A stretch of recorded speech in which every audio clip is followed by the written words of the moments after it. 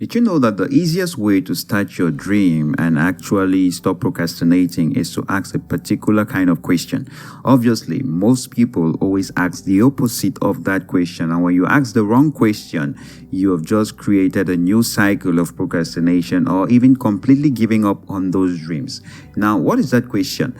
Majority of people, when they think of starting something, a new phase in their lives, a new project, a new business, a dream, a passion, setting out there to discover themselves, and the first question they ask themselves is, what do I lack? What don't I have? Or in a very positive way that will put it, which is very innocent, we write, what do I need? So by asking the question what you lack, you're looking at all the things which you don't have yet. Oh my goodness, no, I'm not earning enough money yet to step out. I'm not having enough this. I don't have that yet. I'm lacking in this. I'm lacking in that. I don't have the resources. How am I just going to start up on my basement? This doesn't look good. I need it to be at least at the minimum level of presentation before I actually step out there and start. But that is the wrong question. If you turn that upside down, the question you should be asking yourself is, what do I already have? Now, this is an empowering question because you're forcing yourself to look within at the existing resources, assets, and capital that you're already in possession and start building from there. And most people that I've counseled, you'll be amazed at how much we already have in our possession, but we are doing absolutely nothing with. When you read through scriptures, almost all the people that God called, he wasn't focusing on what they didn't have. He focused on what they already had. When God asked Moses, what do you have? Moses said, well, I don't have an AK. I don't have anything. I just have the staff. And God worked with him from that staff. What did David have? Just a sling, no sword, no shield, nothing exotic.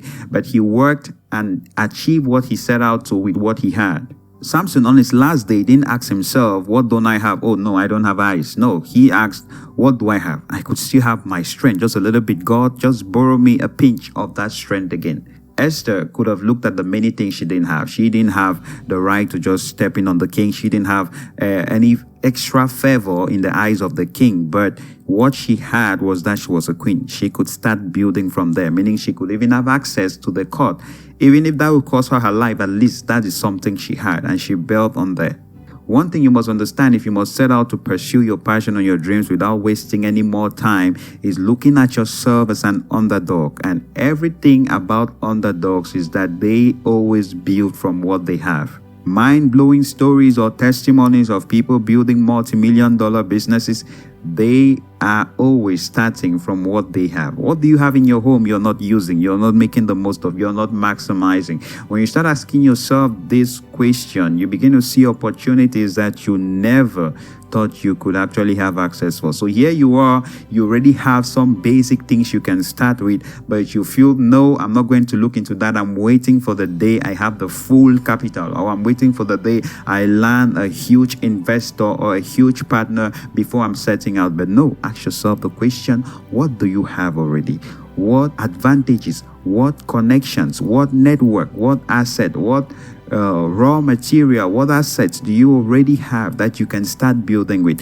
Because the beautiful thing is, it's all about starting. That's where the challenge is. Once you start, the doors begin to open, or you begin to see clearly. So it only gets tough about taking that first step. But once you take that first step, everything just unfolds and things become clear and opportunities show themselves. But the challenge is, you can't take that first step if you keep looking at what you don't have. You keep looking at what you're lacking. You keep looking at your inadequacies. I don't have this yet. I'm lacking here. I'm lacking there. No. Life has a way of opening up for you when you're determined, even with the minute of resources that you have, because that will, that determination trumps every excess and abundance of resources that you could have.